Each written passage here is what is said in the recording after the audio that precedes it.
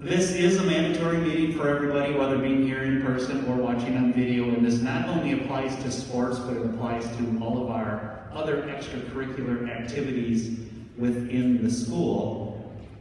Athletics, music, drama, forensics, etc., even prom and homecoming court for the high school kids fall under the guidelines of our code.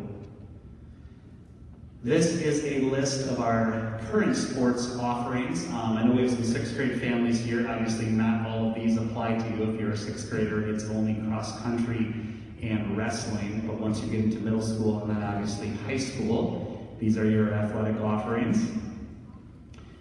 And then this list changes. I'm sure maybe by the time we're all back together again in the fall, it'll change again, but these are the clubs that we currently have at the school that fall under the guidelines. And again, like I said, I mentioned homecoming court, prom court for the high school kids, as well as the senior trip. Some of those things abide by these rules.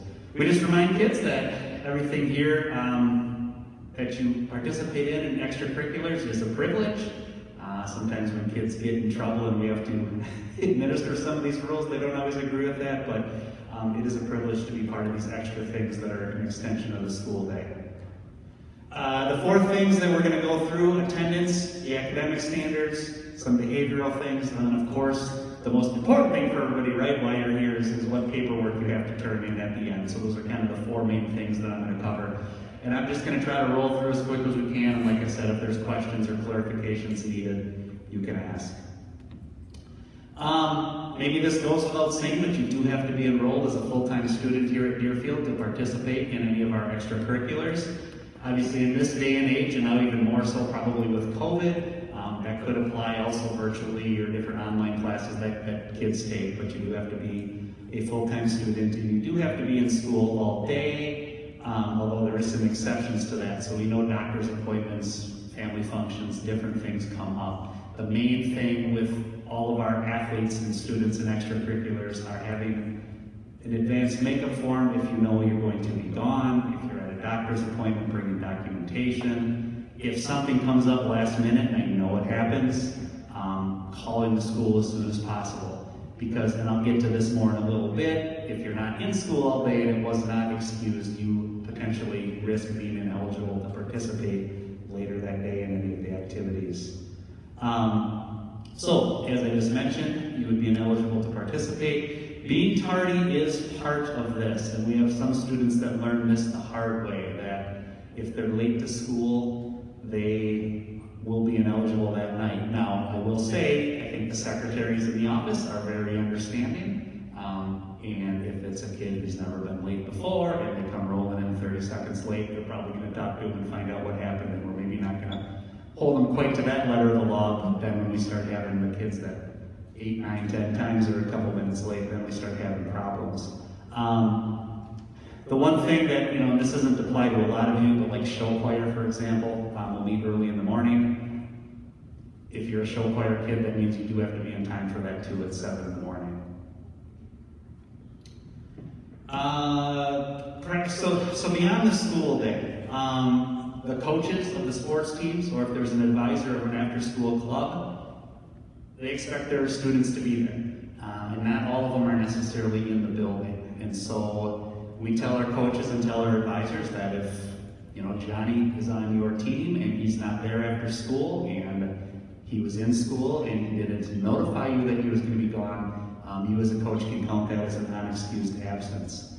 Now, every team, has their own little twist on the rules, but kind of a general policy we have in the school is that if a kid gets 4 of these types of absences, the coach does have the authority to remove them from the team, or the advisor could remove someone from the club. So an example would be, I know a lot of you kids play club sports as well as the school sports.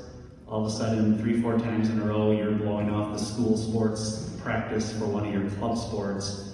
We could remove you from the school team. And I don't think, as long as we've had this in place, that it's happened, because it goes back to just having good communication, and I do think we have very flexible coaches here, but just a policy in place that tries to remind our student athletes that we prioritize what you're doing here in the school over any of the other things that you're doing. Truancy, without going into all the legalese of this, if somebody is deemed to be truant, that would result in sitting one game or event or competition in your sport or club that you are in. Luckily, we don't have too many of these. So that was everything with attendance. I kind of went through that pretty fast.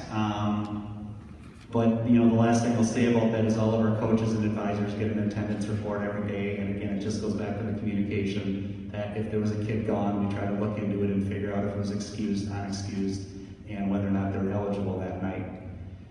Academics. So in general, to be eligible to participate in any of these things, you cannot have an F, and you cannot have any more than one D. And then if you see at the bottom of this slide, we do grade checks at 3, 6, and 9 weeks, and I'll kind of get into the specifics of how that changes depending on the time of the quarter. But no Fs, no more than one D is kind of the main thing to remember. So obviously 9 weeks is the end of the quarter. That's when grades become official. What we do at the 3 and the 6 week is we'll check grades, we run a report. Any kid that has multiple Ds or an F gets flagged. We talk to them. We say you have a week to get your grades up. We actually just did one of those on Monday, so there are some high school athletes I know for sure right now that have until next Monday to improve their grades. The nice thing with that, and sometimes it does seem like we're chasing after the same kids all the time, but having that week to get the grades up often helps account for an assignment that just wasn't turned in on time, or a teacher is late updating a grade book, or just as a little kick in the pants for some of these kids so that they don't become ineligible permanently at the end of the quarter. If at the end of the week those grades have improved, there's no penalty. So if a kid has an F on Monday this week, if by next Monday it's gone, other than me telling them they had an F and then they got it up, we're done with it, we move on. If we get to the end of the quarter though, and so again, this is going to be a unique situation, especially this year with high school athletes. If the fourth quarter ends and you have an F or you have multiple Ds, then an automatic penalty kicks in. For sports, you would sit 20% of the schedule. So, the baseball team is playing 20-some games, the varsity team. 20% of the schedule would be 4 or 5 games. Maybe the track team's only running 10 meets. That would be 2 meets a kid would have to sit out. So the number changes a little bit based on the sport. And if it's any kind of club, I'll use forensics for an example. You would just have to sit out any event that occurs in the first 3 weeks of the next quarter. This one's a little harder because all of the solo ensemble, the forensics, they don't really have always like a set schedule like the sports teams do. And so these get dealt with sometimes a little bit more on a case-by-case basis, but in general, if a kid had Ds or Fs, they're going to be sitting out anything that happens in the first 3 weeks of the next quarter. We have the second part, which we call level 2 ineligibilities. This is when we have a student get multiple Fs, which thankfully we don't have to deal with a lot, but probably 4 or 5 years ago we decided that if a student was in this position, there was going to be a little bit more serious of a penalty. Without reading through all the examples, the gist of it is if you're an athlete, you're probably out for about 50% of the schedule at this point. And we tried adapting it just based on what quarter it was, because we found that maybe a fall athlete was getting off easier based on when quarter 1 ended or whatever. All this has got thrown out this year because we have sports going into June and we had sports starting, in seasons that they didn't even belong in.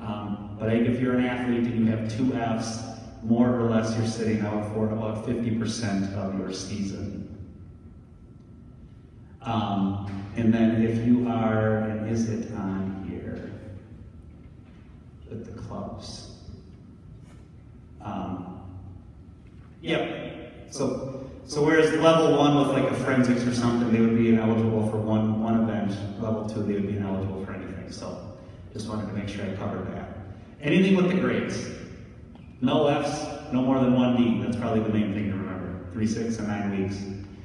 So behavioral standards, this gets to be a little gray. Obviously there's the drugs and the alcohol, which we're going to get to here. There's problems with social media, which we're going to talk in some specifics about. But this just covers kind of anything that kids could get in trouble for outside of attendance and grades. And we just have a statement here about when you're representing Deerfield High School or middle school, we expect you to act and behave in a certain way. Social media, and I know this is Mrs. Callahan's favorite part to talk about, so I'm going to let her come up here and just talk about this. It seems obvious, but every year, I don't know, maybe I'm glad this didn't exist back when I was in school, right? We have kids getting in trouble with this, so I'm going to hand the microphone briefly over to Ms. Kelly. Thank you. Each year I come and just talk about this a little bit so everybody knows what the rules are. Everybody knows what social media is. I don't think I have to go through that. It's whatever's happening on cell phones and Twitter and all of those other things that you do, your computers. We are here to tell you that it's probably the one area that the kids get in the most trouble for. I'm just going to be honest. Things happen. Kids are being kids. So what I want to remind you is if you're doing something wrong, it's very likely that somebody could be taping you. And it happens often, more than we think. So kids are together doing whatever kids do on the weekends and they're having a good time and one of their friends tapes it and they're your good friend, right? And so you don't even think anything of it. And you're doing something maybe you're not supposed to be doing. You're drinking. You're doing something illegal, and all of a sudden that friend of yours is no longer your friend, or they send it to somebody and that friend doesn't really like you. So guess what happens? It ends up on my desk, or Mr. Jacobson's desk, or Mr. Polzine's desk. Somebody sends it to us. And once we have it, guys, there's not a whole heck of a lot we can do about it except to deal with it, and we do. And it doesn't matter if it happened during the summer and they give it to us right before basketball season. It doesn't matter because your code is all year round, remember that. So when you're out and about in the summertime, you need to think about that. If you want to play sports or be in the club or be in the play, you have to be very, very careful. Because kids are kids and this is what happens. Somebody gets angry, they turn it over to us. So I tell you that because it's happened more than I'd like to admit. And so I just want to warn you guys, the only way that you can prevent it, it's not to be doing something you're not supposed to be doing. It is the only way. If you're not at that party having a beer, it's probably not going to get taped, right? So the only way to stay out of trouble is to not do it. Because I cannot guarantee you how it works this day and age with cell phones and all kinds of things that somebody could very well be taking a picture of you. So please think about that. Please think twice before you do those things. I know it's a hard lesson for most people and they're very, very surprised, I will tell you. The first thing somebody says, I can't believe you have that. I just sent it to my best friend. And we don't have a response. Maybe it was your best friend yesterday. Maybe they're not your best friend today. Maybe, like I said, they sent it to somebody else and then they turned it into us. But once we have it in front of us, we have to do something about it. And we will do something about it. So I just warn you. And I know it's not the best topic to be presenting, but we have to do it. So, are there any questions on social media? It's all forms of social media, so please think about what you're doing. And like I said, I'll leave you with, again, the only way that it won't happen to you is not to put yourself in the situation. If you're not doing anything wrong, it doesn't matter if they take your picture. All right? So please just know that, and know that no matter when it happened, we'll deal with it because your code is all year round, all the time. So those are my comments, and I thank you very much for coming tonight. Thank you. Okay, just briefly on this slide, as we continue with the code of conduct, inappropriate language, racial slurs, not going to be tolerated. I think that's pretty common sense for all of you that are here in the school building throughout the day. but just to mention it, because we do have it part of our code. All right, drugs and alcohol. Okay, we all know that we shouldn't be using. Obviously, it's alcohol and tobacco products that we would deal with the most. Do have some other things listed here. At the bottom of the slide, and I'm going to go into more specifics on this, we just need to make sure kids understand that if you're at a party where there is, for example, underage drinking, that would be a code violation. We'll get into some of the ways that you may get your name cleared here as we go on.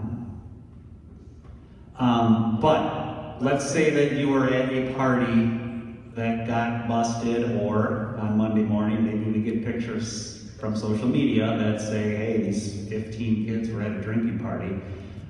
So this is just attendance only. You were at the party but weren't necessarily drinking.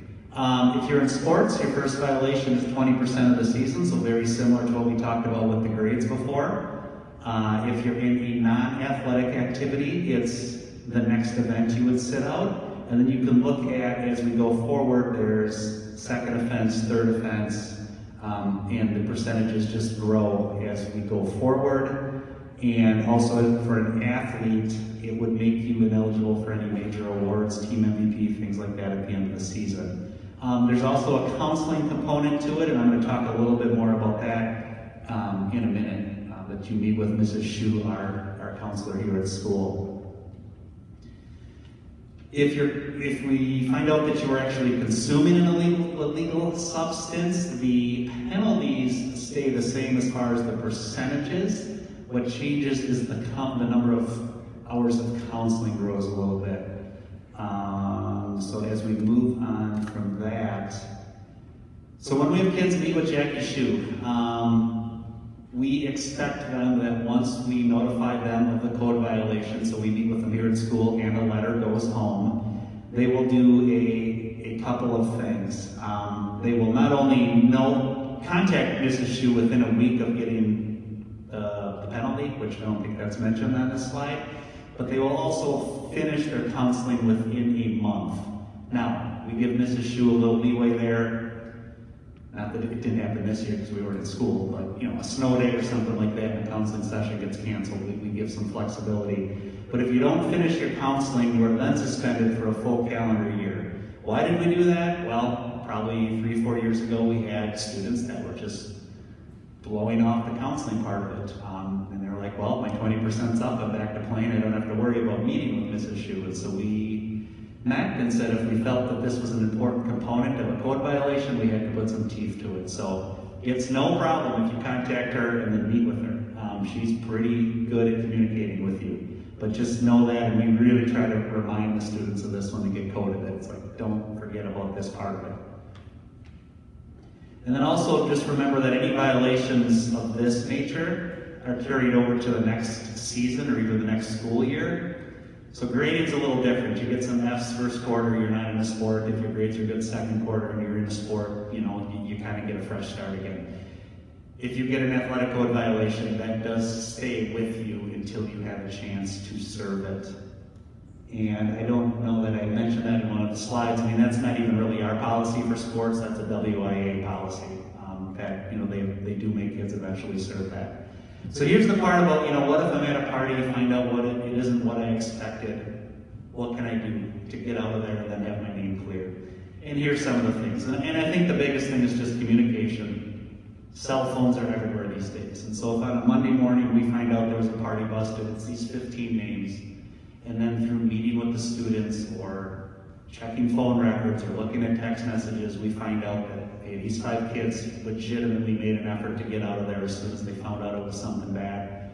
We cleared you. So it just highlights some of these things. And as we investigate, I know it's hard to sometimes rat out your friends, and we get that. But if it helps us get a clearer picture of what happened, and it eventually helps clear some names, the more information we can get, the better. This just mentions something, what if I'm a football player, so I'm an athlete, plus I'm part of the musical.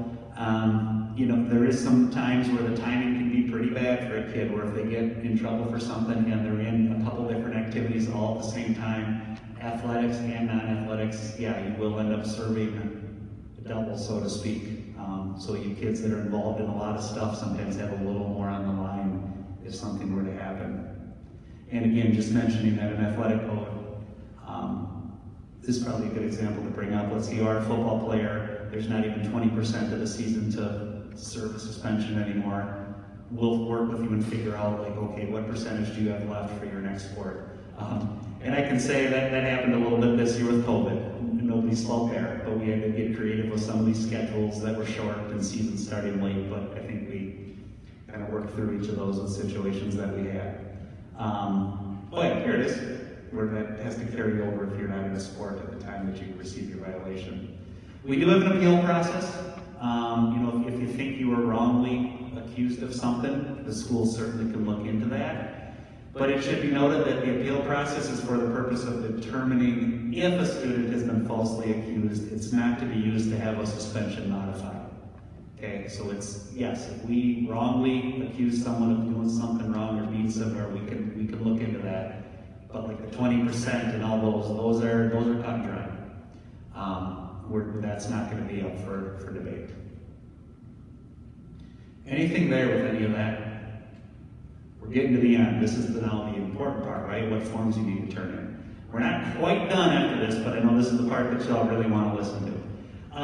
Okay, so what needs to be turned in? So this is specifically for the athletes. If you're here because you're only going to be in the musical next fall, we don't need a physical form on file, okay? But if you're an athlete, you need one of two things on file. We either need a physical form from your doctor or the alternate year card. So you go to your doctor, you get a physical, they fill out the card. Generally they've been green. I know now sometimes it's a photocopy and it's just white. Or, because these physicals are good for 2 years, that next year, instead of getting a physical, you would just turn in a form that says, I'm good for another year. So we call that the alternate year card.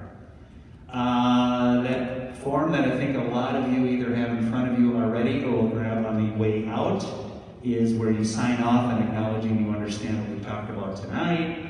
There's some concussion guidelines that apply to all sports. We just have to sign off on knowing that you understand the risks of a concussion. I know not every sport has the same risks as others, but that's a statewide policy. That's not just ours. If you're really interested in reading all the concussion information, we do have it linked on our school website. It's on the WIA website as well. And then in addition to the WA rules of eligibility. So if you're an athlete, you have your physical card turned in, you have this form turned in, you then get a red card. We've been doing this for a few years. It was just a way for us, the coaches, to not have to be collecting all this paperwork, to kind of streamline it, where if an athlete comes to the coach on day one, they have a red card that's signed by either myself, or Mrs. Haig, or Mr. Jacobson. They know that this athlete has turned in all of their paperwork and is good to go. And we do make the athletes come and get their red cards and do one for every sport that they're in. The beauty of this May meeting is you don't have to wait around and get your red card because maybe you have volleyball practice starting tomorrow. We'll deal with that later in the summer, and we'll get communications out about that because Mrs. Haig will have all summer to work on who turned in what paperwork, who can get a red card. So if you're a fall athlete, we'll be in touch about what to do come August to get your red card, knowing that you have everything turned in. So if you're here for, like I said, non-athletics, it's just the code part that you need to sign, that you understand everything we're talking about. The concussions and the physical forms, none of that applies to you if you're not here for sports. For the senior trip, prom king and queen, we do ask kids to turn everything in by October 1st. Again, a lot of that probably got lost this year, just with the unique nature of the school year. But assuming we're as close to normal as we can in the fall, we'll go back to asking these high school kids to get that stuff in by October 1st, just for planning purposes, if they're going to be interested in doing some of those things throughout the year. This kind of just goes through the details of some of the things we've talked about. One thing that hasn't come up yet, part of our athletic code and part of what you're agreeing to is we do administer random drug testing on all of our students in any kind of co-extracurricular activity. It is truly random, believe me. I know sometimes the same kid will get picked 3 times. We're a small school and not everybody's involved in stuff, and so a lot of you athletes especially probably feel like you're getting picked on We have nothing to do with it. You're just a number on a list, and the drug testing company tells us who's up. And that is high school students only, I should mention, not middle school athletes. And here's a little bit of the nitty-gritty about the drug testing. You get called out of class, you come down to the office, it's 4 kids at a time. We end up getting the results after the fact from the company. We don't necessarily test for everything under the sun. The more you test for, the more expensive it gets to be. So, we have certain things that we think are important. It's, alcohol, nicotine, marijuana, for sure. And this just kind of goes into some more of the details. 2 to 3 days after a test, we get the results. Any questions on this? I know this is probably new to a lot of you. We do one line here that's probably important is if a kid refuses to be tested, we deem that a failed test. Is it fair? I don't know, but we just, if a kid's refusing to get drug tested, it's like, well, you agreed to the code, because now you're in a sport, and so why are you refusing to be tested? We haven't had that come up too often, but concussions, talked about that a little bit, we can skip that, WA rules of eligibility, said you can find all that stuff online if it really interests you. Physicals, we talked about, it's every 2 years. Anything on the paperwork? As I said, I know that's the thing where maybe some of you leave, it's like, wait a minute, what do we need to turn in? Okay. Almost at the end, I promise. Transportation. We always have transportation to and from all of our sporting events. That's been a little challenging at times this year. If you want to drive bus, let me know. The bus company would love to have you. It's just a fallout of COVID, I think, from less drivers. We need to spread kids out on the bus more. But 99% of the time, we do have transportation. Even with our co-op sports to and from Cambridge, we don't always have a bus, but we do make sure that they have some means of getting back and forth to practice. And that may vary from year to year. We do allow parents to transport their own kids. I know that probably most commonly happens after a basketball game or something where you want to bring your kid home. The coaches, each will have their own kind of twist on what kind of sign-out form they use. And it is okay if a parent were to transport another person's kid. We just need to sign off on that ahead of time just for liability reasons. So if you want to take home your son's best friend, that's okay. Best bet is just to get ahead of me ahead of time. Athletic trainers. We do have an athletic trainer at most of our high school varsity events. Again, that's been a little different this year, but I assume that's going to resume as normal in the fall. But then also the trainer, and this is going on right now, they come to school twice a week. And currently it's on Tuesday and Thursday afternoons. And so you're at practice, you tweak your hamstring, you sprain your ankle, so it's not something that maybe you necessarily have to run to the doctor for. You could either call the office and sign up yourself, or tell your coach to talk to the secretaries in the office, and so when the trainer comes, they can take a look at you. So know that that's an option as an athlete, that between most of our sporting events and 2 days a week at school, we do have someone here that can look at, like I said, those injuries that maybe don't involve having to go to a doctor. Emergency procedures, and we talked to all the coaches about this, and I do think this is something that's a lot easier than it was maybe 20 years ago before we all had cell phones. Just having contact lists of parents if something were to happen, involving the trainer if available, calling the EMTs. The district does have an insurance claim form if that's something that a family needs. We did actually have quite a rough night on ball diamonds last night with some of our athletes, and so unfortunately everybody's okay. But some of these things were coming up last night. So, these are something of a more serious nature. Kid breaks a bone, kid has to go to the emergency room for something. I've mentioned this a few times throughout the course of the meeting. I think communication is just the key with injuries, with attendance, with questions about grades, all of that stuff. Communication. Email, cell phones, texting, talking to them in person. There really doesn't seem to be an excuse in this day and age to not have a chance to communicate. I do, as the athletic director, encourage you to talk to your coach or your advisor first. If you have a problem with your coach, that's probably the biggest time it comes up. That's great, you can tell me about it, but what I'm probably going to ask either a parent or an athlete is, have you tried talking to your coach about it first? that being the first means of communication. And then I can get involved if necessary. So, after you leave here tonight, if there's any forms that you need, and I know this is a lot to read right there, but if you go to the school district website, go to the high school section, find athletics and activities, we do have a link to all these forms. We will have a link to this video when the night is over, and then anything that changes as the year goes on, we try to post there. If there is not any questions, Angie, where should they put their forms on the way out? There's a basket right on the table where they came in. Drop them in there. Thank you for coming. Have a good rest of the year.